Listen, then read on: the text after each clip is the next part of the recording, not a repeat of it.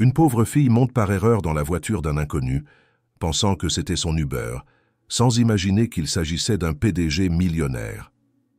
Sa vie a changé pour toujours. Claire Moreau avait 27 ans et vivait dans un studio exigu situé au dernier étage d'un immeuble ancien dans le quartier de la Guillotière, à Lyon. Sa vie se résumait à une routine épuisante. Métro, boulot, stress et nuit blanche au lado de sa grand-mère malade, Lucette, qui dépendait entièrement d'elle. Réceptionniste dans un cabinet de comptabilité peu connu, Claire jonglait entre factures impayées, médicaments caros et sognos silencieux d'un avenir moins incertain. Ce matin-là, la pluie battait violemment les vitres, tandis qu'elle courait sur le trottoir glissant, tenant son parapluie à moitié cassé contre le vent. Elle avait une entrevue importante dans le quartier Pardieu, dans une entreprise qui recherchait une assistante de direction bilingue. Une opportunité rare, presque inespérée. Et bien sûr, elle était déjà en retard. Elle sortit son téléphone, l'écran fissuré indiquant que son Uber était à 2 minutes. Elle pria intérieurement pour que le chauffeur ne parte pas sans elle. Lorsque la voiture noire s'arrêta au coin de la rue, Claire n'attendit pas. Elle ouvrit la portière arrière, s'assit, trempée et haletante, lançant un rapide « Désolé, je suis un peu en retard. On peut y aller ?» Sans lever les yeux, elle essuyait frénétiquement ses cheveux mouillés avec un vieux mouchoir. Le conducteur, un homme en costume sombre, ne répondit pas. Il jeta simplement un regard rapide dans le rétroviseur, hocha subtilement la tête et démarra. Pendant les premières minutes, Claire parla sans s'arrêter. Elle expliqua qu'elle venait d'un quartier modeste, qu'elle cherchait désespérément un emploi plus stable, qu'elle n'avait même pas eu le temps de réimprimer son CV ce matin. Elle riait nerveusement, tentant de masquer l'angoisse qui nouait sa gorge. L'homme au volant gardait le silence. Pas un mot, juste ce léger froncement de sourcils et ses yeux noirs qui observaient discrètement dans le miroir. « Je sais que je parle beaucoup, désolé, je suis juste stressée, dit-elle finalement, se tassant dans son siège. C'est un gros jour pour moi. Le trajet continua ainsi, rythmé seulement par les essuie-glaces et les feux de signalisation. Claire finit par se taire, réalisant qu'elle n'avait pas reçu les habituelles notifications Uber. Elle fronça les sourcils, sortit son téléphone et vit que le trajet n'avait jamais commencé. Paniquée, elle se pencha en avant. « Excusez-moi, vous êtes bien Hugo, mon chauffeur Uber ?» Le silence fut rompu par un léger sourire dans le miroir. « Non, mademoiselle. » Claire blêmit. Le cœur battant à tout rompre, elle demanda au chauffeur de s'arrêter immédiatement. Il obtempéra sans protester et gara le véhicule à un feu rouge. Honteuse, elle ouvrit la portière, balbutiant des excuses, le visage en feu. Elle s'apprêtait à fuir quand il l'interpella doucement. « Mademoiselle, Moreau ?» Elle se figea. Comment connaissait-il son nom? Il tendit une petite carte de visite blanche, sobre, avec seulement un nom et un numéro en relief. Antoine Dumas, président-directeur général, Dumas Technologies. Claire prit la carte, encore sous le choc, et le regarda enfin dans les yeux. Calme, sûr de lui, l'homme la fixait avec une intensité déroutante. Avant qu'elle ne puisse répondre quoi que ce soit, le feu passa au vert et il repartit, la laissant plantée sur le trottoir, trempée, le cœur tambourinant, la carte serrée entre ses doigts. Elle venait de rater son entretien. Mais ce qu'elle ne savait pas encore, c'est que sa vraie vie venait tout juste de commencer. La pluie n'avait pas cessé. Claire, figée sur le trottoir, regardait la voiture noire s'éloigner comme un mirage qui s'estompe dans la brume matinale. Le nom sur la carte résonnait dans son esprit. Antoine Dumas.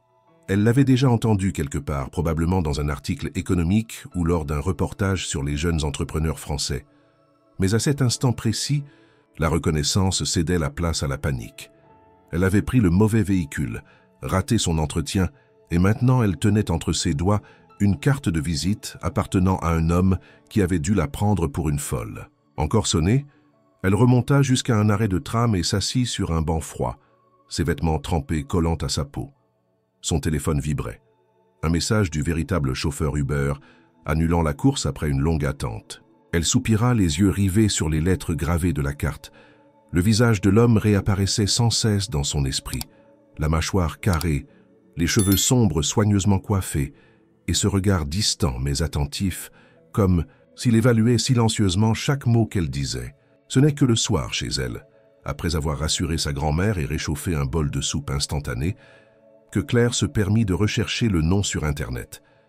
Elle découvrit rapidement que Dumas Technologies était l'une des startups les plus en vue de France, spécialisée dans l'intelligence artificielle appliquée au système de transport urbain. Le PDG, Antoine Dumas, était un génie autoproclamé de 35 ans, célèbre pour sa discrétion, son efficacité et son inaccessibilité. Il apparaissait rarement en public et parlait peu aux médias. Pourquoi ne l'avait-il pas simplement interrompu? Pourquoi l'avait-il laissé parler, s'épancher, sans jamais dire qu'elle s'était trompée de voiture? Et pourquoi lui avoir donné sa carte de visite?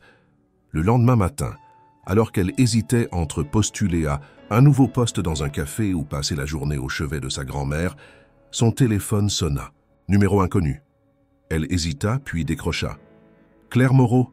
demanda une voix masculine. « Oui, c'est elle. Ici Benoît Lemoine. Je travaille pour monsieur Antoine Dumas. Il m'a demandé de vous contacter. » Claire se redressa. Le cœur s'abattant. Il souhaite vous recevoir pour discuter d'une opportunité professionnelle particulière. Une pause. Claire sentit son estomac se nouer. « Mais je n'ai jamais postulé chez vous. » « Il le sait. Il vous a rencontré hier matin. » Elle se leva brusquement de sa chaise. Sa voix tremblait. « Ce n'était qu'un malentendu, je croyais monter dans mon Uber. »« Nous en sommes conscients, mademoiselle. Pourtant, monsieur Dumas tient à vous voir. Il m'a demandé d'organiser un rendez-vous à votre convenance, dès demain, dans nos bureaux de confluence. » Elle resta un moment sans voix. Puis, d'une voix hésitante mais curieuse, elle accepta.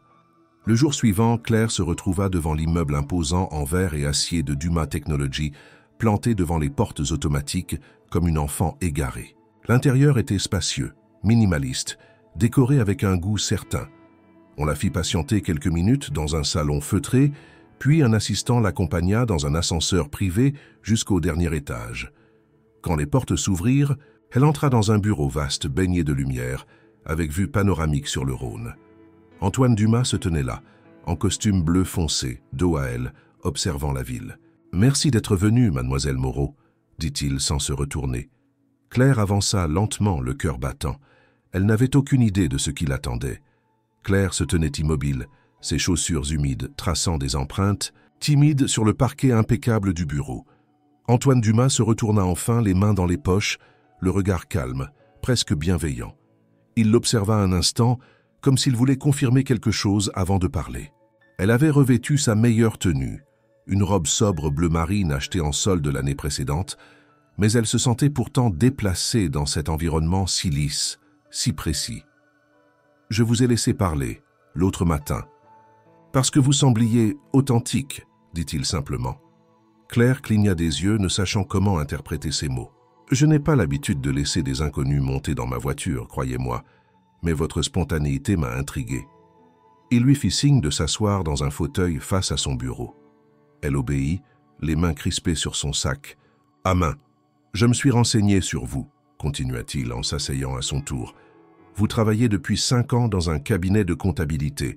Vous avez un BTS en gestion et vous vivez avec votre grand-mère. Aucun antécédent judiciaire. Vos recommandations sont honnêtes, bien que peu remarquables. Mais ce qui m'intéresse, c'est ce que je ne trouve pas sur papier. » Claire ne comprenait pas encore où il voulait en venir. Son visage trahissait son trouble. « Je cherche une assistante personnelle, pas une secrétaire. Quelqu'un de confiance, capable de me suivre dans les imprévus, de penser vite, d'agir sans filtre mais avec discernement. Ce poste exige de la discrétion, de la flexibilité et surtout de l'intuition. » Il marqua une pause, la laissant digérer ses paroles. « Je sais que ce n'est pas votre domaine, et je sais que vous n'êtes pas préparé à ça, mais je crois que vous en êtes capable. Je propose un contrat à durée déterminée de 6 mois. Salaire, 3 fois ce que vous gagnez actuellement. Voiture de fonction, assurance santé complète, logement si besoin. » Claire resta figée, son esprit tourbillonnait. Elle s'était attendue à une réprimande ou à un malentendu, pas à une proposition aussi directe, aussi absurde. Elle tenta de formuler une réponse, mais sa voix la trahit. « Pourquoi moi ?» Antoine haussa les épaules. « Parce que vous ne jouez pas de rôle. Et dans mon monde, c'est devenu rare. » Elle baissa les yeux. « Depuis combien de temps ne s'était-elle pas sentie vue, vraiment vue? Vous avez 24 heures pour réfléchir, ajouta-t-il, se levant et lui tendant une pochette. Vous trouverez les détails du contrat ici. Prenez le temps qu'il vous faut. Mais je crois que vous savez déjà ce que vous allez décider. Il l'accompagna jusqu'à l'ascenseur sans ajouter un mot. Lorsqu'elle sortit de l'immeuble, la pluie avait cessé. Claire marcha longtemps, le dossier serré contre elle. Son téléphone vibrait. Sa grand-mère avait besoin d'aspirine. Il ne lui restait que quelques euros, et pourtant, au fond d'elle, une étrange chaleur grandissait. Ce n'était pas seulement une offre d'emploi, c'était une porte, une de celles qu'on n'ose même pas rêver d'ouvrir. Le matin suivant, Claire ne dormit presque pas. Elle avait passé la nuit à relire chaque ligne du contrat, pesant les risques, les avantages et surtout les implications. Ce poste ne ressemblait à rien de ce qu'elle avait connu. L'angoisse l'étreignait, mais elle n'avait pas oublié la certitude dans les yeux d'Antoine, une certitude déroutante, presque dangereuse. À 6h30 du matin, elle se leva, enfila un tailleur noir que sa grand-mère avait soigneusement repincé la veille et prit le tram direction Confluence. À l'accueil de Dumas Technologies, elle fut accueillie cette fois comme une invitée attendue. Une jeune femme en tailleur beige l'escorta directement jusqu'à l'étage du PDG, sans même demander son nom. Claire gravit les derniers mètres d'un couloir silencieux et vit Antoine Dumas, en conversation avec deux cadres qu'il congédia, d'un geste discret en la voyant arriver. Il lui tendit la main sans sourire, mais avec cette même expression calme. « Bienvenue, mademoiselle Moreau. Vous avez pris votre décision ?»« Oui, » répondit-elle. « J'accepte. » Antoine hocha légèrement la tête, comme s'il avait toujours su qu'elle dirait cela. Il la fit entrer dans un petit salon privé attenant à son bureau, aux murs couverts de toiles abstraites. Une table basse était garnie de dossiers étiquetés à son nom. Avant tout, je dois vous briefer sur ce que j'attends de vous. Vous serez à mes côtés dans toutes mes réunions stratégiques, conférences, déplacements et décisions internes. Vous ne serez pas une secrétaire. Vous serez mes yeux et mes oreilles là où je ne peux pas toujours être. Claire écoutait, attentivement, se forçant à ne pas laisser transparaître sa nervosité. Votre journée commencera à 8 heures précises. Elle pourra finir tard. Je peux être imprévisible. Vous devrez être disponible, mais jamais soumise. Je déteste la servilité. Je veux que vous disiez ce que vous pensez, même quand vous pensez que cela me déplaira. Il marqua une pause, la jaugeant du regard. Vous avez cette franchise. Je veux qu'elle reste intacte. Claire acquiesça, incapable de formuler autre chose qu'un hochement de tête déterminé. Il lui désigna une tablette posée sur le bureau. Voici vos accès. Votre badge d'entrée est activé. Vous aurez un bureau ici, juste en face du mien. Vous n'êtes pas une employée quelconque. Vous êtes mon assistante personnelle. Cela implique de la confiance, une confiance totale. La journée débuta immédiatement. Antoine la fit suivre à une série de réunions techniques et de négociations. Commerciales. Il n'attendait pas d'elle qu'elle parle, mais qu'elle observe. Qu'elle prenne note de tout. Les non-dits, les regards, les hésitations. Il lui demandait son avis après chaque session, et même si elle doutait de sa légitimité, il semblait écouter vraiment ses réponses. À midi, ils déjeunèrent dans un salon de l'entreprise, seuls. Ils mangeaient rapidement, presque mécaniquement. « Vous avez surpris tout le monde, vous savez, » dit-il en buvant une gorgée d'eau. « Je m'en doute, » répondit-elle. « Je ne ressemble pas aux autres. » Et c'est exactement ce que je cherchais. L'après-midi fut encore plus intense. Réunion avec un investisseur suisse. Appel en visio avec une équipe à Tokyo, crise avec le service juridique. Claire tenait bon, absorbant tout, notant sans relâche. Lorsqu'ils quittèrent enfin l'immeuble, la nuit était tombée sur Lyon. Antoine lui proposa de la raccompagner, mais elle déclina poliment. « Je préfère marcher un peu. Cela m'aide à tout digérer. »« Très bien, » dit-il. « Mais demain, on commence à 7h45. » Elle sourit timidement. « Je ne serai pas en retard. » Et pour la première fois depuis longtemps, elle le pensait vraiment. Les jours suivants, Claire s'intégra peu à peu à l'univers effréné d'Antoine. Levée avant l'aube, elle révisait les dossiers, anticipait les rendez-vous, corrigeait des détails que d'autres oubliaient. Elle se surprenait à aimer cette exigence, ce rythme tranchant, presque brutal, mais gratifiant. Elle passait désormais plus de 12 heures par jour au siège de Dumas Technologies et son efficacité ne tarda pas à être remarquée. Les directeurs, d'abord sceptiques, commencèrent à lui adresser des regards de respect silencieux. Mais malgré cette ascension soudaine, Claire demeurait sur ses gardes.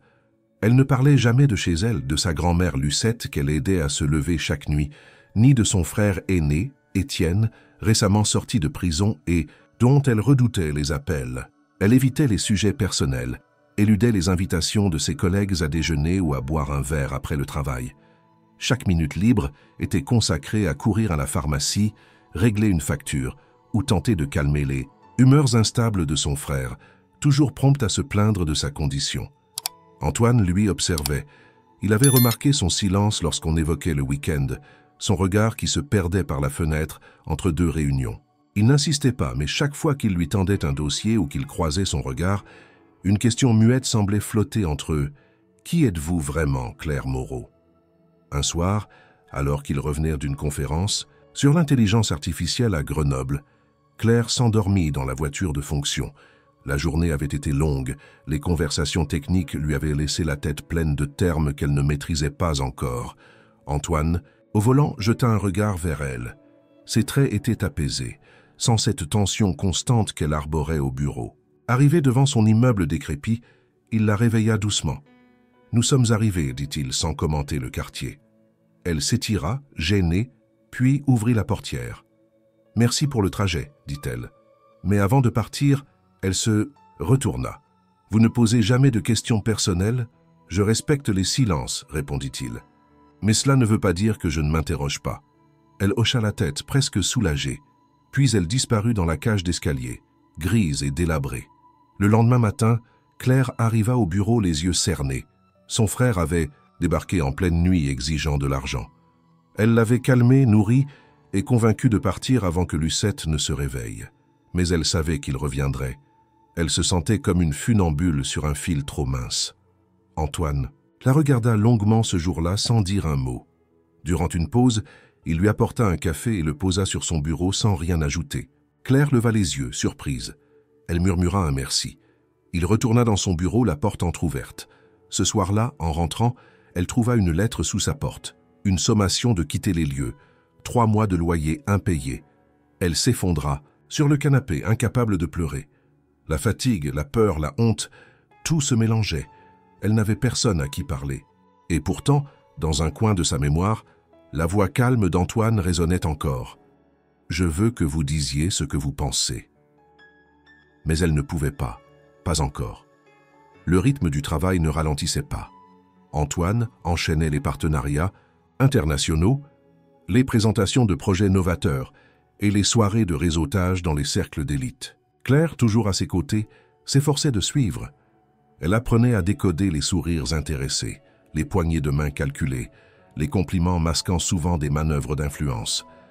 Mais plus les semaines passaient, plus elle sentait le poids de l'écart entre son monde et celui dans lequel elle évoluait désormais. Sa première soirée mondaine fut un baptême du feu. L'événement se tenait dans un hôtel particulier sur la presqu'île, un lieu où le marbre et le cristal étaient aussi communs que le béton dans son immeuble.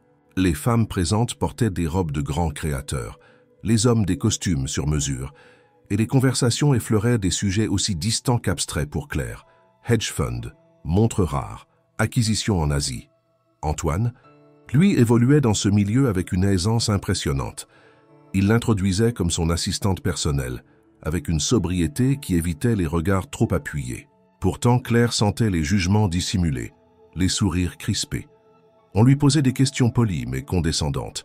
Elle répondait avec calme, même lorsque l'on parlait d'elle, comme si elle n'était pas là. C'est ce soir-là qu'elle rencontra Camille. Camille Delaunay, ex-fiancée d'Antoine, investisseuse reconnue, maîtresse dans l'art de l'apparence. Elle s'approcha d'eux avec l'assurance d'une femme qui n'a jamais douté de sa place.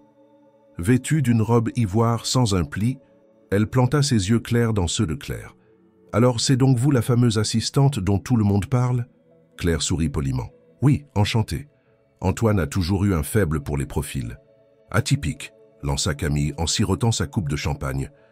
Antoine intervint rapidement, coupant court à la joute naissante. Mais le malaise restait. Claire sentit qu'elle n'était qu'une passagère dans cet univers, tolérée, peut-être mais jamais acceptée. Chaque compliment semblait une épreuve, Chaque regard une évaluation silencieuse de sa tenue, de sa façon de parler, de sa légitimité. Les jours suivants furent encore plus denses. Antoine l'emmenait désormais à chaque événement stratégique, chaque dîner de gala. Elle devait apprendre vite, s'adapter sans flancher. À force d'observer, elle apprenait à décoder les dynamiques, à deviner ce que chacun attendait, même quand rien n'était dit. Mais dans le miroir, le soir, elle avait du mal à se reconnaître. Un soir, après un cocktail organisé au Musée des Confluences, elle rentra seule, les talons à la main, les pieds douloureux. Dans l'ascenseur de son immeuble, elle s'observa dans le miroir fendu. Son maquillage tenait encore, mais ses yeux semblaient fatigués, absents. Elle pensa à sa grand-mère, qui ne comprenait plus très bien ce qu'elle faisait exactement, à son frère, toujours instable, et à cette distance invisible qui grandissait entre ce qu'elle vivait et ce qu'elle avait toujours été. Le lendemain matin, en entrant dans le bureau d'Antoine, elle le trouva en pleine discussion avec Camille, assise sur le coin de son bureau. Claire entra sans bruit, mais leurs regards se croisèrent. Camille lui adressa un sourire où brillait quelque chose de tranchant. « Je disais à Antoine qu'il devrait peut-être s'entourer de gens qui comprennent vraiment ses enjeux. L'instinct, c'est bien, mais l'expérience, c'est mieux. » Claire ne répondit rien. Elle prit ses dossiers, le menton haut, et sortit. Ce monde ne lui appartenait pas, mais elle n'avait jamais eu l'intention de repartir.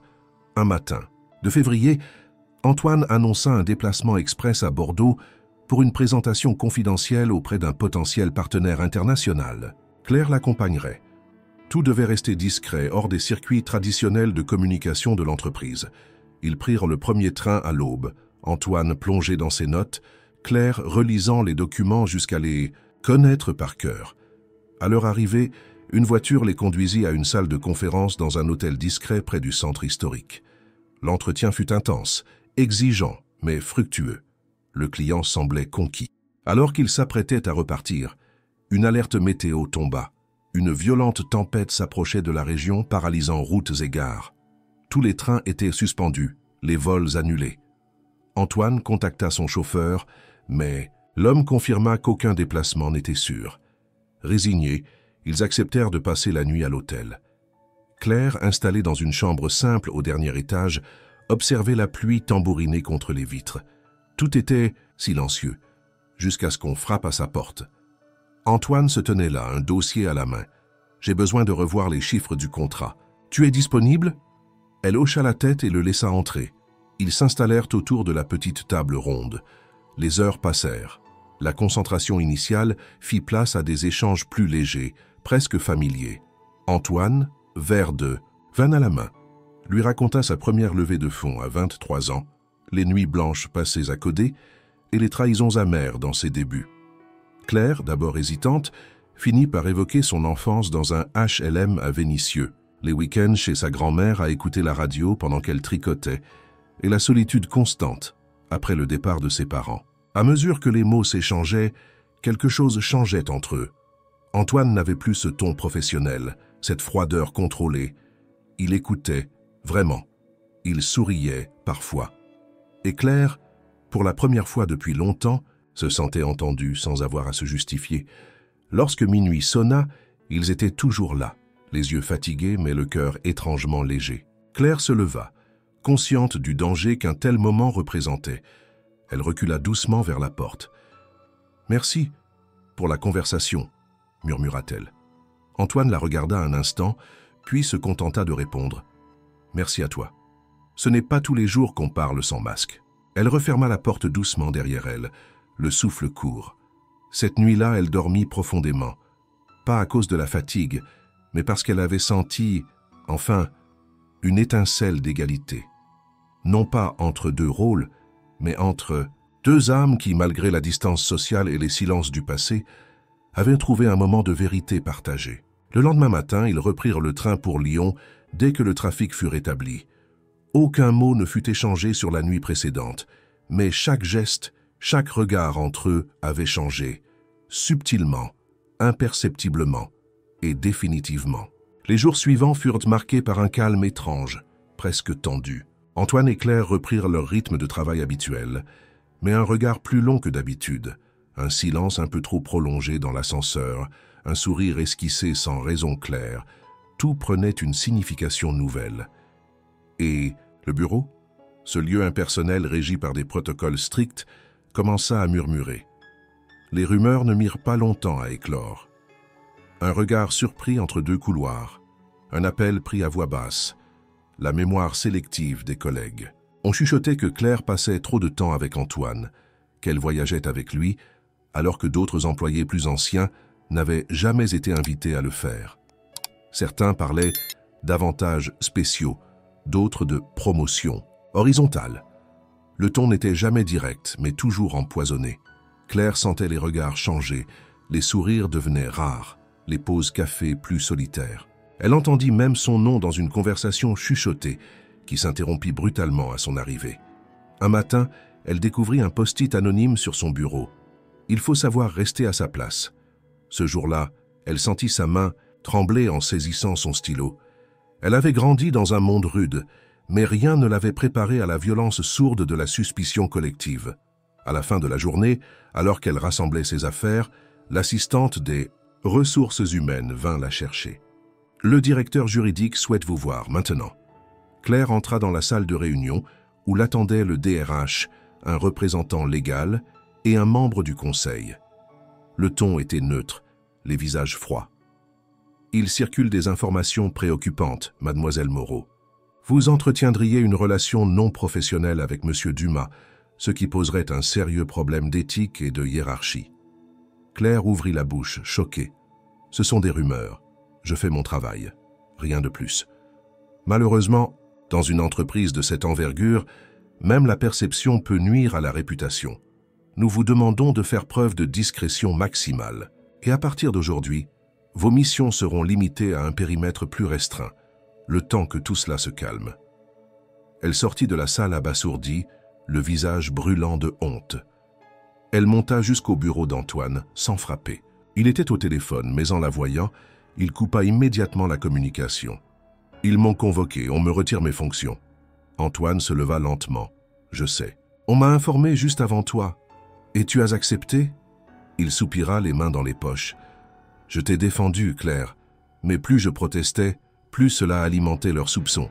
Je suis surveillée moi aussi. » Elle hocha la tête, le regard voilé. « Alors je ne suis qu'un poids. Non, tu es quelqu'un de précieux, mais ce monde ne tolère ni spontanéité ni proximité, pas sans un prix. » Elle sortit sans répondre.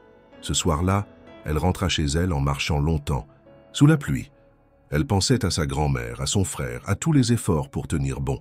Elle pensait aussi à Antoine, à cette nuit à Bordeaux, aux mots échangés et à la trahison silencieuse qu'elle avait ressentie en découvrant qu'il n'avait rien pu ou voulu empêcher. Le lendemain, elle arriva plus tôt que d'habitude. Elle déposa un dossier sur le bureau d'Antoine. Une lettre de démission, pas par faiblesse, mais pour se libérer de la cage dorée dans laquelle on l'avait poussée sans jamais lui en donner les clés. Claire sortit du bâtiment, de Dumas Technologies, sans se retourner. Le vent de mars fouettait son visage, mais elle avançait avec une détermination nouvelle. Ce n'était pas une fuite, c'était une délivrance. Pour la première fois depuis des mois, elle n'était plus liée à des attentes qu'elle ne comprenait pas, à un monde qui la regardait toujours de biais. Elle rentra chez elle, serra sa grand-mère contre elle et passa le reste de la journée à faire du tri dans ses affaires, à ranger son passé récent dans des cartons invisibles. Mais une semaine plus tard, alors qu'elle sortait d'une supérette avec quelques provisions, son téléphone vibra. Un message, numéro inconnu. Ce soir, 20h, Pont Bonaparte. Une dernière promenade. AD. Claire hésita. Son instinct lui disait de refuser, mais son cœur, lui, n'avait pas oublié. 20h. Elle arriva pile à l'heure, emmitouflée dans un manteau épais. Antoine était déjà là, appuyé contre la rambarde du pont, regardant les eaux noires de la Saône glisser sous la lumière des réverbères. Il la salua d'un simple signe de tête. Ils commencèrent à marcher lentement, sans parler au début. « Je ne t'ai pas rappelé parce que je respectais ta décision, » dit-il finalement. « Et maintenant, tu as changé. »« D'avis ? Non, je veux juste que tu comprennes une chose. » Claire l'écouta sans répondre. « Tu penses que je n'ai rien fait pour toi, que j'ai cédé, mais j'ai lutté. Ce que tu ignores, c'est que ce n'est pas la première fois qu'on tente de m'imposer des choix contre ma volonté. Quand j'ai commencé, Personne ne croyait en moi. On m'a fermé des portes, humilié, ridiculisé, jusqu'à ce que je devienne trop indispensable pour être ignoré. Et pourtant, même aujourd'hui, ils trouvent un moyen de me rappeler que je ne suis pas intouchable. Il s'arrêta et se tourna vers elle. Je t'ai vu monter dans ma voiture ce jour-là, trempé, paniqué, sans même savoir à qui tu parlais. Et j'ai su que tu étais vrai, que tu avais ce que j'avais perdu, l'authenticité. Claire croisa son regard. Elle ne s'attendait pas à une confession, encore moins à celle-ci. Pourquoi m'avoir engagé alors? Tu savais que ce serait compliqué. Parce que je pensais que le monde pouvait encore faire une place à ceux qui ne jouent pas selon les règles, mais je me suis trompé, ou plutôt, j'ai eu peur. Et je n'ai pas voulu t'emmener dans ma chute. Un silence s'installa entre eux profond. La ville s'étendait autour, vivante, indifférente. Tu as grandi dans un monde dur, dit-il enfin. Mais tu n'as jamais utilisé ça comme excuse. Tu avances, coûte que coûte. Et ce que j'ai compris, c'est que tu n'as jamais eu besoin de moi pour t'en sortir. C'est moi qui ai eu besoin de toi, Claire. Elle sentit ses yeux picoter. Elle détourna le regard, fixant la lueur d'un bateau-mouche au loin. Je ne suis pas un trophée de vertu. J'ai menti, caché, supporté des choses qui m'ont changé. Je ne suis pas une héroïne. Je ne cherche pas une héroïne. Je cherche quelqu'un qui sait ce que ça veut dire de tomber et de se relever. Ils reprirent leur marche sans autre mot. Arrivé à l'extrémité du pont, Antoine s'arrêta une dernière fois. « Tu veux peut-être tourner la page, mais si un jour tu choisis de l'écrire avec moi, sache que je ne serai plus le même homme. » Claire le regarda longuement, puis elle lui tendit la main simplement. « Bonne nuit, Antoine. » Et elle s'éloigna dans la nuit, le cœur plus léger, les idées plus claires. Elle n'avait pas retrouvé sa place dans son ancien monde, mais elle n'en cherchait plus dans le sien non plus. Elle était prête à construire le sien. Les jours passèrent, puis les semaines. Claire reprit un rythme de vie plus modeste, plus proche de ses origines. Elle s'occupa de sa grand-mère avec une attention renouvelée, suivit quelques formations en ligne et commença à faire du bénévolat dans une association locale. Mais malgré ses efforts pour tourner la page, le souvenir d'Antoine restait, latent, comme une promesse suspendue dans le silence. C'est dans ce silence que Camille Delaunay refit surface. Un matin, dans la salle de réunion principale de Duma Technologies, Antoine se retrouva face au conseil d'administration réuni exceptionnellement. Camille, vêtue d'un tailleur gris perle, y siégeait désormais en tant qu'investisseuse majeure. Elle venait d'annoncer une proposition d'investissement massif, une somme astronomique, capable de propulser la société dans une expansion européenne immédiate. Mais la proposition avait une condition. « Je suis prête à injecter 15 millions d'euros dans Duma Technologies », déclara-t-elle d'une voix claire, à condition qu'Antoine prenne ses distances définitives avec Claire Moreau. Un silence glacial s'abattit dans la pièce. « Il ne s'agit pas d'une vendetta personnelle, poursuivit-elle, mais d'un choix stratégique. L'image de la société a souffert. Les investisseurs doutent. Pour retrouver la stabilité, nous devons envoyer un message fort. » Antoine resta impassible, mais à l'intérieur, la tempête faisait rage. Il savait ce que cela signifiait. Renier Claire, effacer leur lien, l'effacer, elle, pour un chèque et une promesse de pouvoir. Le conseil se montra unanime. L'offre était trop alléchante, l'opportunité trop rare. Ce soir-là, Antoine erra dans les rues de Lyon, incapable de trouver le sommeil. Il pensait à tout ce qu'il avait construit, à tout ce qu'il pourrait perdre, et à Claire qui ne demandait rien, mais qui, par sa seule présence, avait bouleversé l'équilibre fragile de son empire. Il la retrouva assise sur un banc, au parc de la Tête d'Or, un dimanche matin ensoleillé.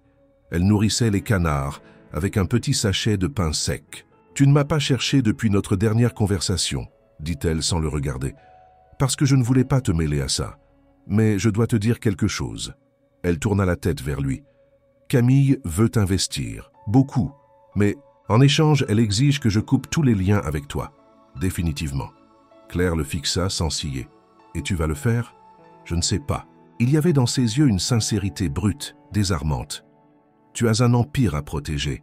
Moi, je ne suis qu'un souvenir embarrassant. » »« Tu n'es pas un souvenir. Tu es ce qui me rappelle pourquoi j'ai commencé tout ça. » Claire se leva, les bras croisés contre le froid. « Alors fais ton choix, Antoine. Mais sache que si tu choisis l'argent, je ne t'en voudrais pas. Je sais ce que c'est que de faire des sacrifices. Mais si tu choisis de me sacrifier, je ne reviendrai pas. Pas même pour un dernier mot. » Elle s'éloigna droite, digne, sans se retourner. Antoine resta là, seul, face à la décision la plus difficile de sa vie. La sécurité d'un avenir prévisible ou l'incertitude d'un amour sincère. Et le temps, implacable, continuait de s'écouler. Antoine ne répondit pas tout de suite. Il prit plusieurs jours. Des jours silencieux où chaque réunion semblait plus mécanique, chaque échange plus vide. Le conseil de Duma Technologies pressait pour une réponse. Camille, elle, attendait avec son sourire feutré, certaine d'avoir déjà gagné. Et pourtant, Antoine hésitait. Non pas à cause de la somme, 15 millions d'euros auraient changé le destin de l'entreprise, mais à cause de tout ce que ce choix représentait. Il repensa à Claire, à sa franchise sans détour, à sa manière de voir les choses, de bousculer ses certitudes. Il pensait à Bordeaux, au banc du parc, à cette phrase « Si tu choisis de me sacrifier, je ne reviendrai pas ». Et c'était vrai, elle ne reviendrait pas. Elle n'était pas de celle qui mendie une place. Mais il n'était plus un homme libre. Le monde qu'il avait bâti exigeait un prix. Et ce prix, il le comprit enfin, c'était elle. Lors d'un conseil exceptionnel, Antoine annonça sa décision. Il acceptait l'investissement. Officiellement, il s'agissait d'un choix stratégique pour assurer la croissance de l'entreprise. Officieusement, tout le monde comprit ce que cela signifiait. Claire Moreau disparaîtrait définitivement de l'orbite d'Antoine Dumas. Ce soir-là, il ne dormit pas. Il regarda fixement le plafond de son appartement luxueux vidé de sens. Il avait choisi. Et il avait perdu. À l'autre bout de la ville, Claire reçut un appel d'un ancien collègue. Une rumeur puis une confirmation. Camille Delaunay était désormais actionnaire principal. Le contrat avait été signé. Elle comprit immédiatement. Pas besoin. De mots, pas besoin d'explications. Antoine avait choisi son empire. Elle ne pleura pas. Pas cette fois. Elle rangea calmement ses affaires, prépara un thé à sa grand-mère, puis s'installa devant son ordinateur. Elle savait qu'elle ne pouvait plus vivre en fonction des choix des autres. Il fallait qu'elle reprenne le contrôle. Les semaines suivantes furent silencieuses. Claire se fit discrète. Elle refusa toutes les offres liées à son passage chez Duma Technologies. Elle disparut des réseaux sociaux et petit à petit, elle se reconstruisit à sa manière. Un matin, elle se rendit dans une petite salle associative du quartier Montplaisir. Une ONG locale cherchait des bénévoles pour aider des jeunes défavorisés à apprendre l'informatique. Claire n'avait pas de diplôme d'ingénieur, mais elle avait de l'expérience, de la rigueur et surtout l'envie de transmettre. Elle s'impliqua corps et âme. Chaque adolescent qui découvrait le langage Python ou la création d'une page HTML réveillait en elle une lumière oubliée. Elle n'était plus l'assistante du grand Antoine Dumas. Elle n'était plus la fille égarée dans une voiture de luxe. Elle était claire, forte, autonome, libre. Antoine, de son côté, s'enferma dans son rôle. La croissance de l'entreprise explosa. Les chiffres affluaient, les félicitations pleuvaient. Mais il se surprenait à chercher son visage dans la foule, à tendre l'oreille pour une voix qui ne résonnait plus. Tout autour de lui brillait, mais en lui, tout était éteint. Camille souriait, présente à tous les conseils. Elle n'avait plus besoin de mots pour rappeler qui avait gagné. Mais certains triomphes ont un goût amer.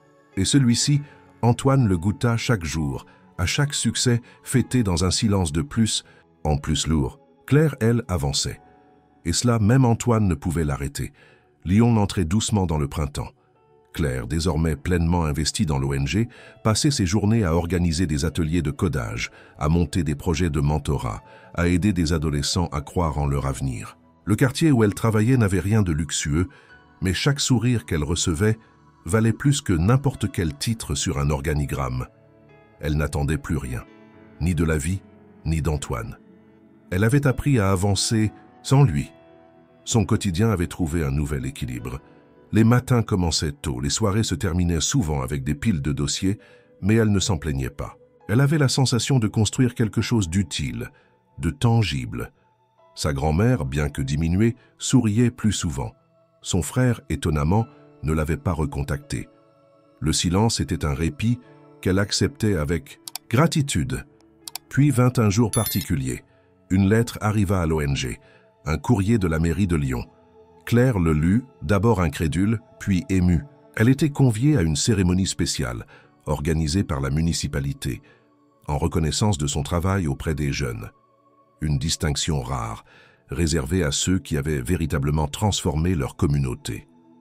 Le soir de la cérémonie, elle enfila une robe simple, noire, élégante, sans prétention. Dans la grande salle de l'hôtel de ville, elle se sentit minuscule au milieu des personnalités politiques, des responsables associatifs, des journalistes. Elle monta sur scène, salua timidement et accepta le prix au nom de tous les jeunes qu'elle accompagnait. Puis vint la surprise. Un représentant de la mairie s'approcha du micro. « Nous tenons également à remercier notre principal mécène pour ce projet, sans qui rien de cela n'aurait été possible. Mesdames et messieurs, veuillez accueillir Monsieur Antoine Dumas. » Claire se figea. Il monta lentement sur scène, costume sobre, regard fixe. Il ne parla pas. Il se contenta de se tourner vers elle, dans un silence plein de sens. Son regard n'avait rien de conquérant. C'était celui d'un homme qui reconnaissait ce qu'il avait perdu et ce qu'il avait voulu protéger. Le public applaudit poliment, ignorant le poids de cet instant. Claire, elle, sentit son cœur battre plus fort.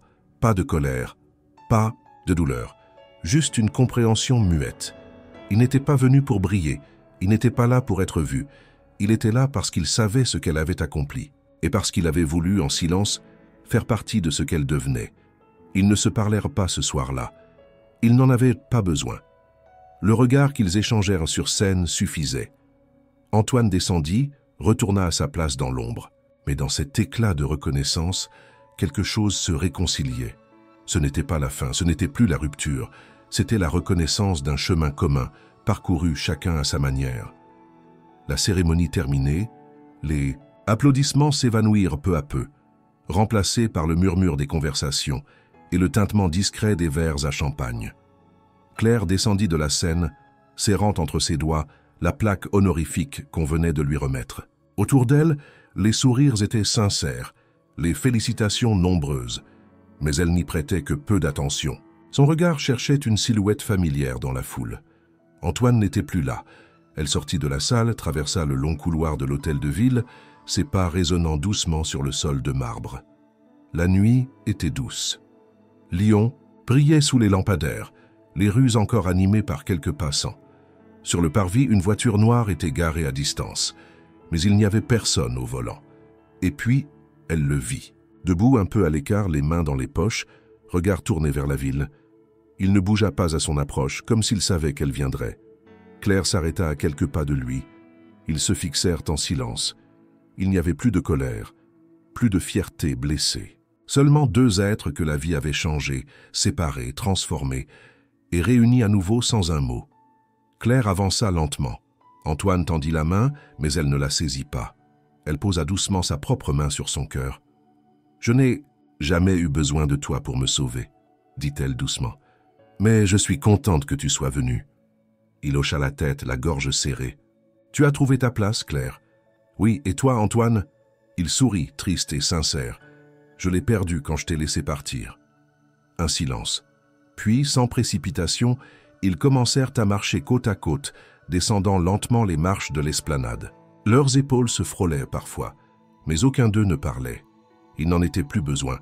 Ils traversèrent les rues éclairées, évitant les grandes avenues, préférant les chemins calmes bordés d'arbres. Claire ne demandait pas ce qu'il avait fait depuis. Antoine ne cherchait pas à expliquer. Tout était déjà compris. À l'angle d'une ruelle, ils s'arrêtèrent. Un petit kiosque, encore ouvert, proposait du café et des croissants. Antoine acheta 2 gobelets, en tendit un à Claire. Elle sourit. Ils s'assirent sur un banc face au fleuve, là où la ville semble suspendue entre l'eau et le ciel.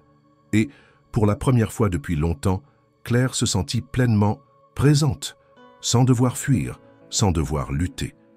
Ils restèrent là longtemps.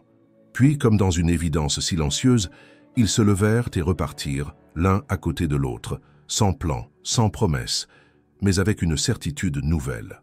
Ils n'avaient plus besoin de courir après un Uber, ni après une place dans un monde qui ne les attendait pas. Ils avaient trouvé leur propre route, ensemble.